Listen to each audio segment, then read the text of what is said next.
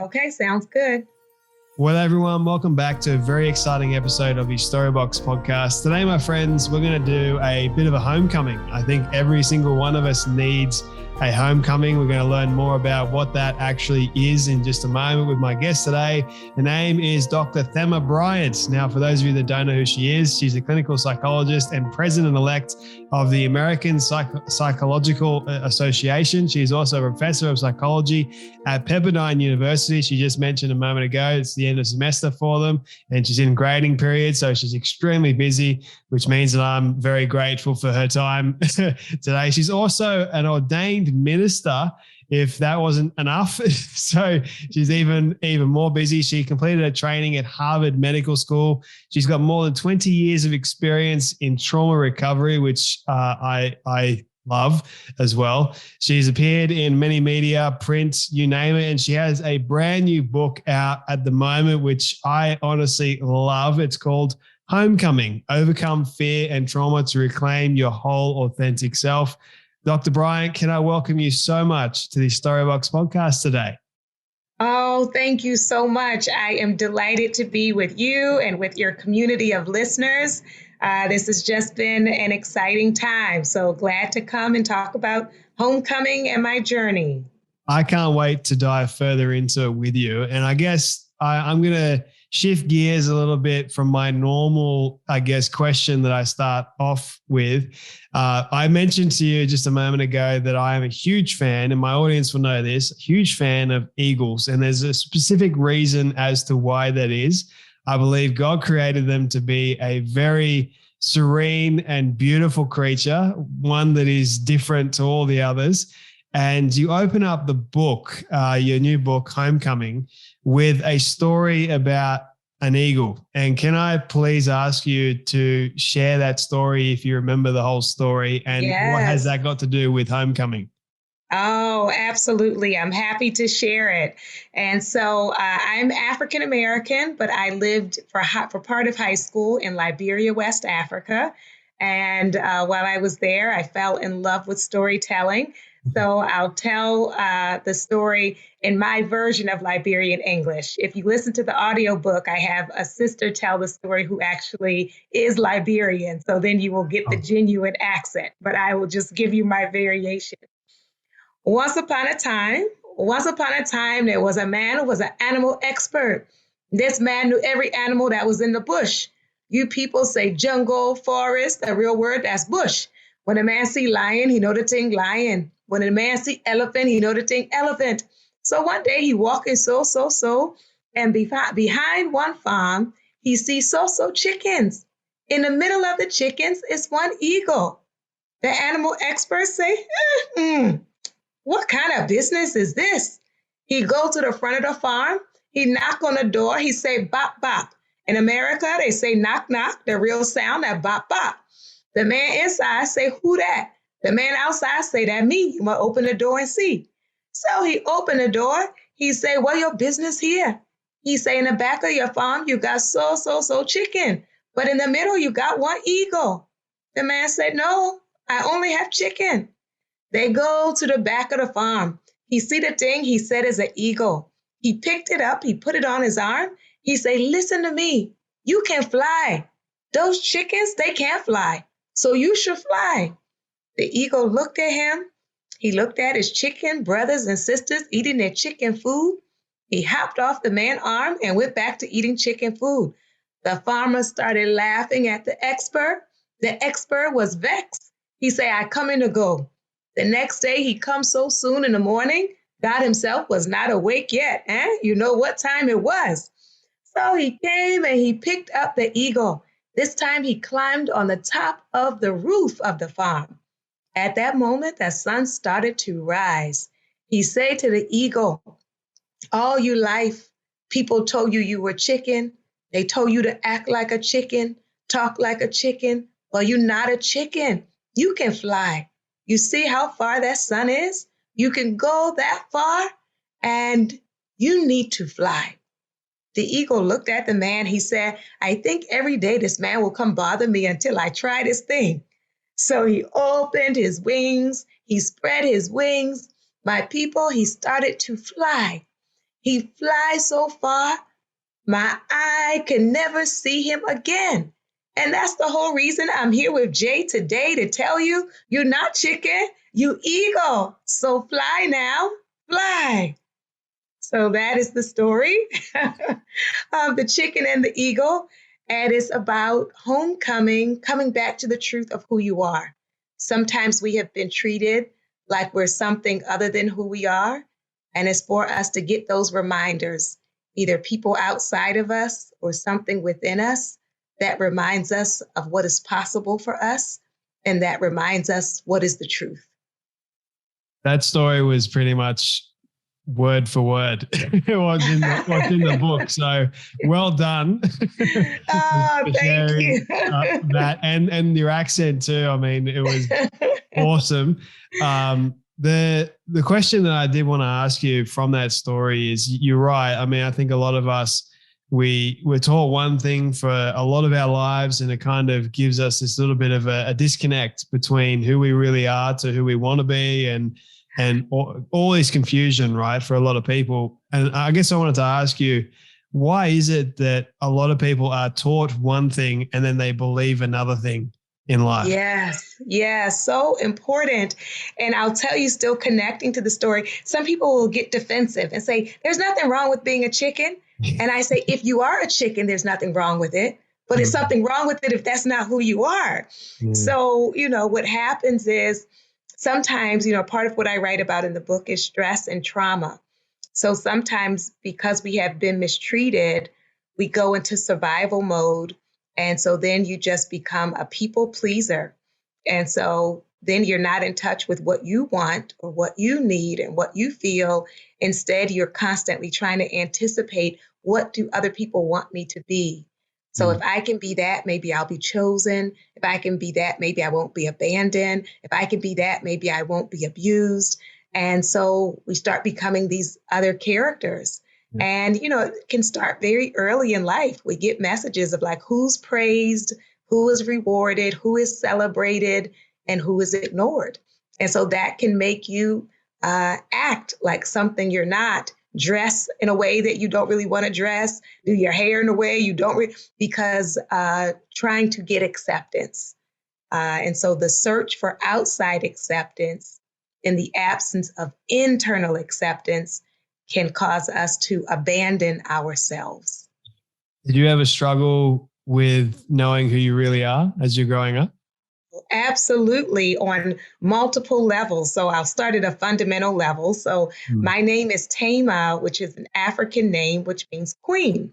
And my parents are African American, but they wanted to give my brother and I names with meaning. So his name is Jamal and my name is Thema. And, I grew up and I was fine with the name. And then I started school. So then in kindergarten, the teacher's going through the list and calling everybody by name. And when she got to my name, it wasn't just that she was unfamiliar with it. It was the way she screwed up her face. Like she was disgusted by the name, like she was bothered by the name.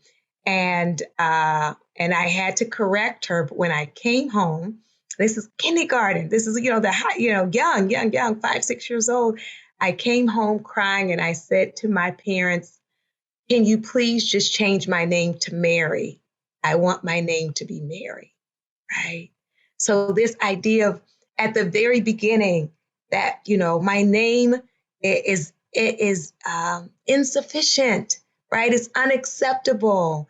It's not easily spoken, easily chosen. So at that level, when we think about culturally, feeling like you need to be something you're not.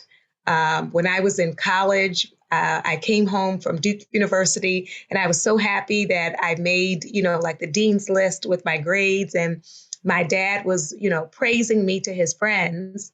And literally when he announced that, I had all A's my first semester of college, one of his male friends' immediate response was, she'll never get a man like that. Right? So this idea of like, you have to play stupid, right? You need to be dumb to be deemed attractive, right? And I didn't start playing dumb, right? But these messages we get of the way that you are is somehow unacceptable, it has an impact. So one of the things I am rejoicing about really in this season of my life is really feeling free and comfortable with myself.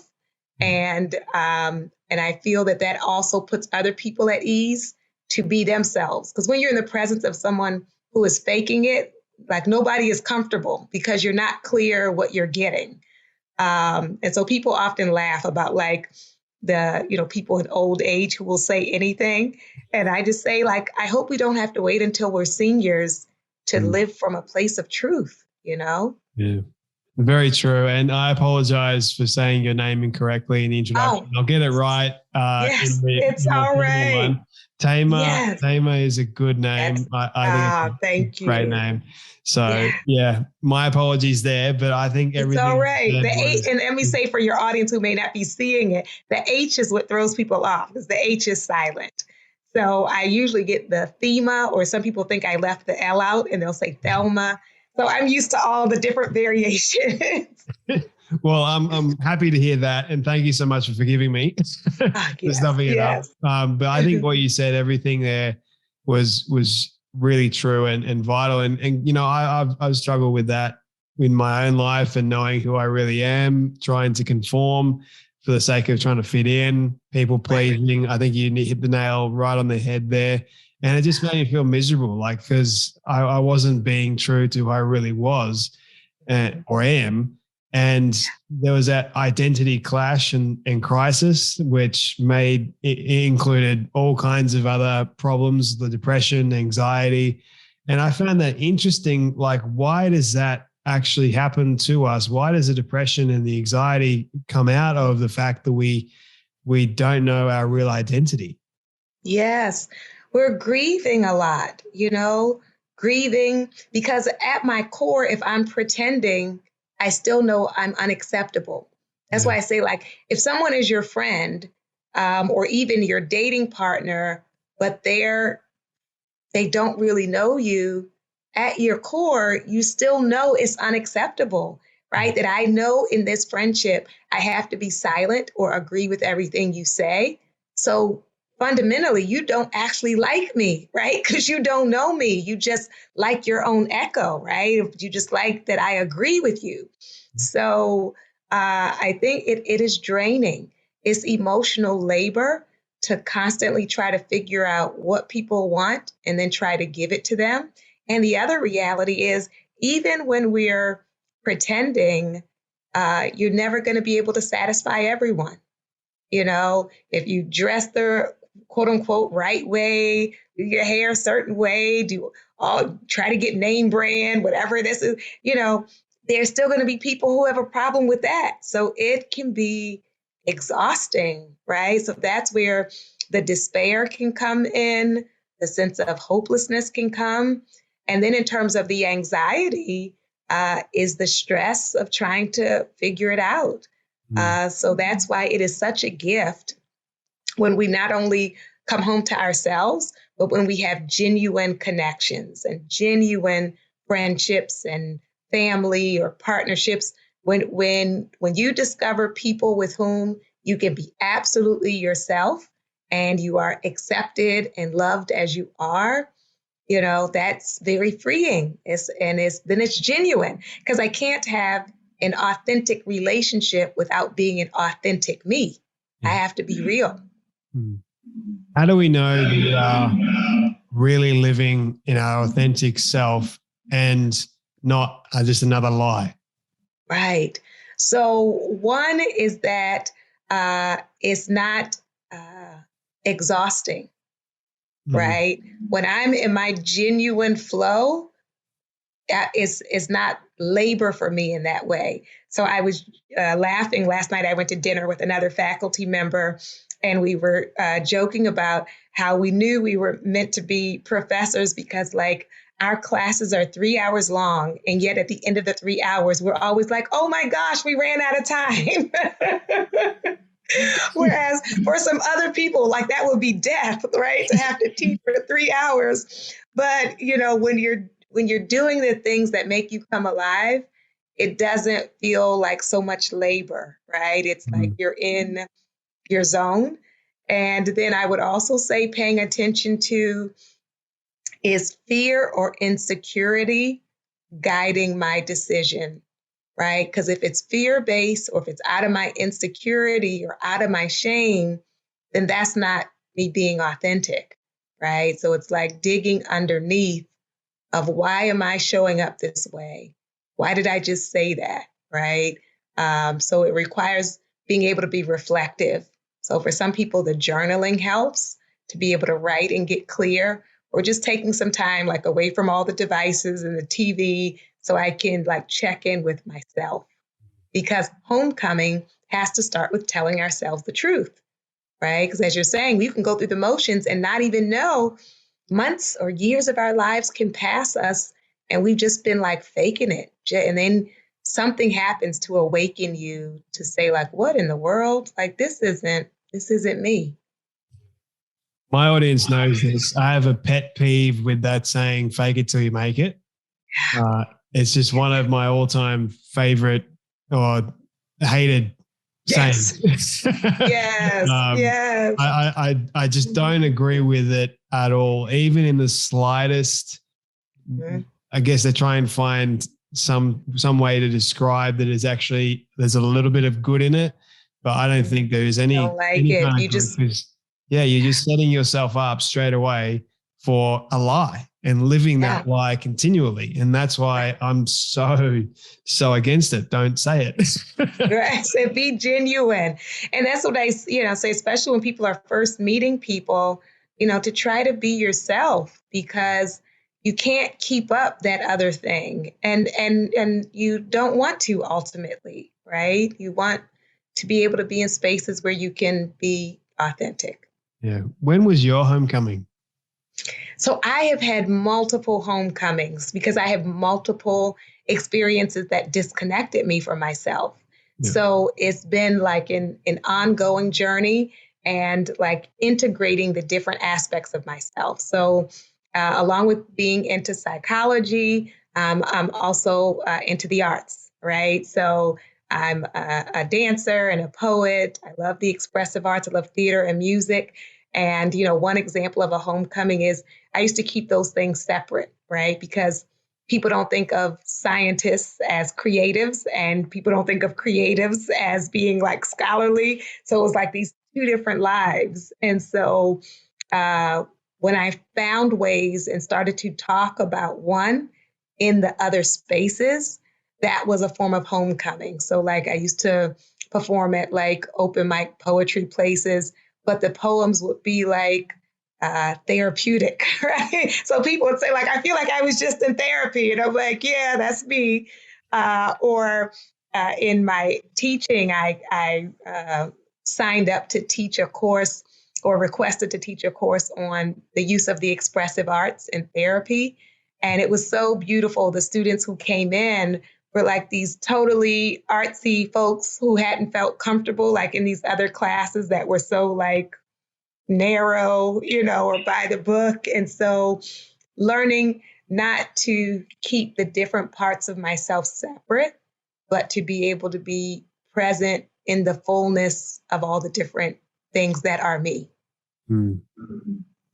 You mentioned that there's a spiritual side to reclaiming oneself. And I think there was also a physical or psychological aspect to it, which I really appreciated you explaining the psychological aspect to it. I think it's a Greek term meaning. Yes. What was the Greek meaning? Study of the soul. Psychology is study of the soul. And so we don't have to leave any parts of ourselves behind. We are mind, body, heart, spirit. And so, stress and trauma affect you on all those different levels. So we want to pay attention to, how do I nourish my spirit? How do I heal my heart? How do I shift my thoughts? How do I really get empowered in terms of my actions? So I'm not just reflecting on things for years, but I want to actually start to live it. So really being holistic is important. Some people do these unnecessary, I'll say false choices or false dichotomies to say like, are you into therapy or are you spiritual? Right? Mm. It's not an either or, right? So you can do all of those things, all of the various pathways that bring us home. Yeah. Does it matter the kind of spiritual practice that we have in our life? Does that play Right. a factor? I think it's discovering what are the things that feed your soul or feed your spirit. Yeah. So, like for some people, that will be starting the day with prayer and meditation. For some people, it may be in dance, right? So, some people feel, I would say sacred the most when they're doing artistry. Some people in silence. Some people, they'll connect the most if they're like listening to a sermon or a homily or, and for other people, it's reading a sacred text for themselves and then like journaling about it. So you want to, be open to trying a range. And then I also say being around a community of people of shared faith can also really enrich it and deepen it because you have people who you can dialogue with about it. It's not debate, but just like for enrichment. So all of those different pathways can help us to nourish our spirits. And I encourage people to start their day with that way so that you're not easily discouraged or distracted or thrown off because you like have roots. So something that grounds you at the start of your day can help you to go through the day. Well, having that sense of community brings about the connection. And I think you look in scripture, you look at Jesus, he was always around people, except for when he went into the desert for 40 days, but he was always teaching. He was always around people. And I think that connection that just livens people up and it livens me up too. Like I have my moments where I want to be alone and recharge and reflect. But there's also those other moments where I just want to be with people and have conversations. And I think that's really, really helpful for healing, for growth, for just being comfortable with being who you are around these people too. I think that's also helpful when they accept who you really are in the group. I mean, that feeling, man, it's incredible. It's good. It's that sense of community, right? That people are happy to see you, that they're happy you're present, like genuinely. And also not just happy that when you're going through, let's say grief or sorrow, that these are people who will show up for you and be present with you. So community is definitely a part of our healing. Mm-hmm. I wanted to ask you as well, when it comes down to healing from trauma, because trauma is nasty, and there's a lot of people that are listening to this that do have trauma wounds. I know I do, a lot of them, and I have like a lot of different practices that I implement in my life to help reclaim victory over that trauma. But I wanted to ask you regarding the kind of difficult traumas that a lot of people have. How does having a spiritual practice, how does that help with navigating through trauma? Yeah. So, the spiritual practices can help for multiple principles. One is this idea of, fundamentally, if the faith is about love and compassion, for us to turn that inward also for ourselves. I think a lot of people focus on verses about loving God or loving your neighbor, but if we say love your neighbor as yourself, that means I have to also love myself. And so to really say that I am worthy of care, I'm worthy of compassion, I'm worthy of love, like I'm a sacred being, right? That my life, my body, my emotions, those things are significant. And it also helps us when we think about the miraculous, because, when you read the statistics about, all the things that you increase the risk for in the aftermath of trauma, it's like a lot of really difficult, really kind of terrible things. And so to believe that even though I have been through all of this, that I still want to have a good life, is an act of faith, right? Because sometimes we're aiming for a life we have not yet experienced, right? Or aiming for goodness that we have not yet experienced, but holding on, to that faith or that belief, that hope that is possible, right? That even if I have never been treated well, that a part of me still believes I am worthy, I'm deserving, that it's possible for me in my future or in my present. And so one of the things that's important for healing trauma is like motivation. And when I'm in a place of despair, hopelessness is like, I don't believe my life can ever get any better than this. And so trying to believe for what I have not yet seen, our spirituality can help with that. I'm going to have to bring you back on at a later date to talk more about trauma, because I think we can talk for hours about that, believe you me. Yes. And I think what you have to say with all your experience would help so many people. And I've had a lot of conversations with psychologists, with therapists regarding the trauma issue that is surrounding our world today. And they've been always helpful conversations. And I think what you just said is helpful for me too, to understand and realize, because spiritual practice does play a huge factor in that. But yeah, I'd love to continue that conversation with you at some point. But, I would love it.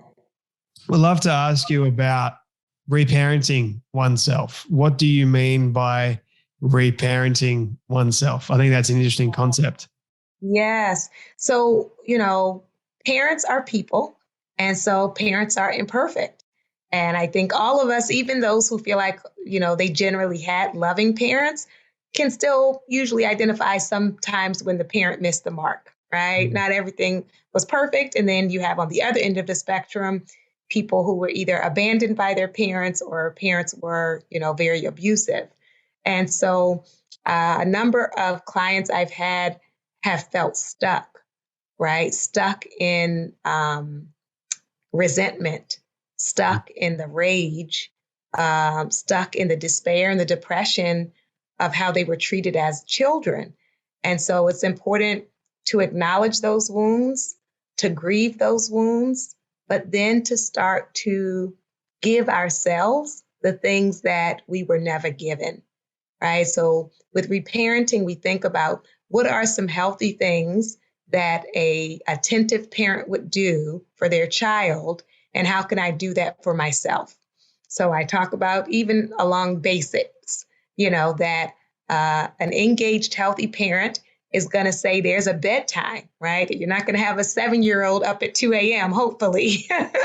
And so some of us are up all hours of the night and need to go to bed, need to protect our rest. A healthy, engaged parent who, has the resources is going to say, and even those who grow up in poverty is going to say, put some greens on that plate, right? You're not going to just eat candy for dinner. You need to have some vegetables, eat some fruit, you need to drink some water. So then as I reparent myself, I want to just not drink soda and live out of drive-through windows, right? I want to look at what I'm feeding my body. A healthy, engaged parent is not going to just let anybody take their kid, and not going to just let anybody in their home. They're going to ask questions. They're going to see, is this person we can't ever do 100%. Sometimes you think someone is safe and they're not, but they're going to do their due diligence to try to be protective of their child. And so some of us need to set boundaries and stop entertaining people who dishonor us, that we don't have to continue to give them access in our lives. So I'm going to set a boundary and say, no, you can't come here anymore. No, I don't need to spend time over there. So that's what it means to reparent ourselves, give ourselves the things, the quality treatment that we wish we had received as children. I like how you mentioned setting boundaries, and it kind of reminds me of the conversation that I had with Nedra. Yes. Another powerful conversation too. And yes. all these suggestions and advice that you are giving, it's helpful to me. I am spinning with so many questions, Dr. Bryant. You have to forgive me. But the last couple of questions that I did have for you, because I know your time is extremely valuable. But when we're talking about emotional intelligence, I did have a conversation with Dr. Daniel Goleman, who wrote Emotional Intelligence. I wanted to ask you, what was your take on emotional intelligence, and how does that help with our homecoming or reclaiming ourselves? Yeah. So, since an important part of homecoming is telling yourself the truth, it includes telling yourself the truth about how you feel. So, being able to recognize your feelings because we can't heal what we don't acknowledge. And some of us are disconnected from our own feelings. So, I'll have a client who's telling a story who clearly is very angry. And if I say, "So you were mad," they'll say, "No, I'm not. I don't care. It didn't matter to me." Right? So there's that like denial. So you have to be able to say, like, yeah, I was upset. Yeah, that hurt my feelings. Or yes, I was afraid. So that's a part of emotional intelligence. And sometimes we were raised in households or cultures or in religious settings where certain feelings were not okay.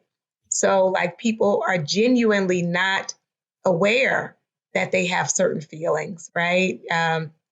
Growing up in my community, a term people would often say to children is fix your face, right? So, like, you weren't as a child, you should never look mad, you should never look bored, you should never look disappointed. And so it's interesting, we would say fix your face instead of what's wrong. Let's look at healing your heart. But it's more like, I don't want to see it. If you're upset, I don't want to be bothered by you being upset. So to make me feel better, look happy, right? So, obviously we can't heal again if we're faking it. So with emotional intelligence, it's my awareness of what I feel and then my ability to communicate that to other people, to be able to express it. And then on the flip side of that, for me to acknowledge what other people are feeling, to not assume other people feel what you feel, right? Because you may be perfectly comfortable. A good example is some people love to debate. I don't like it. Other people don't like it. So if people are not tuned in to the fact that you're enjoying going back and forth with someone who is really uncomfortable, then that's going to sabotage any kind of friendship or relationship because you're not tuned into what other people are experiencing. You're not reading any of the cues. So we want to acknowledge other people's emotions and then learn how do we connect and relate with people, even as we may be having different experiences. So all of those are important for both authentic identity and healing and also authentic relationships. I don't like debating. I don't think Yeah. they work at all. Yeah. And it's like you're not changing anyone's mind. I mean, they're No. entertaining to watch, but they just Yes. don't do any good nonetheless. No, But that's right. I appreciate you sharing all that. Your new book is called Homecoming. Where do you want people to get a copy of this book, Dr. Bryant, Yes. before I ask you the final two questions? Yes. So the book is available everywhere books are sold. So Amazon, Barnes and Nobles, Indie Bound, your local bookstore. You can have them order it. And it's in hardback, Kindle, and also the ebook, the audiobook for those who would prefer to listen. And some people do both. They want to listen while they read it. And so I would encourage you all to get Homecoming. And I would love to hear your experience of it. So you can leave a review. And then I also have a podcast, which is also called Homecoming. And that's on SoundCloud, Spotify, iTunes, YouTube. And so it's 30-minute episodes on mental health issues. Well, I'll make sure everyone knows where to get a copy of this brilliant book. I read it. I was blessed to be able to. Thank you so much for sending me a copy. I read the whole thing. And trust me when I say this, I could spend hours speaking with you about the book. I would love it. But I know how busy you are. My second last question for you, really quick, is what do you love the most about yourself and your story? What I love most about myself is my authenticity, like being real, being comfortable, being true. So I'm living from a place of truth, and that feels really good. And what was the second one? What do you love the most about your story? What I love the most about my story is a phrase I often use, which is trauma affects me, but it doesn't define me. So I can own and speak about the difficult moments. And I'm also very clear there is more to me than what has been done to me. I love that. This is my all-time favorite question. I love asking all my guests in the end. It is a hypothetical one, but I want you to imagine with me for a moment that you've been able to reach the age of 100. All your friends and your family have decided to put together a film for you of everything you've ever said and everything you've ever done. Don't ask me how in the world they got it all. We'll call it magic for the sake of argument. They've been able to get it and show it to you on your 100th birthday. What do you want that film to say and to show about your life?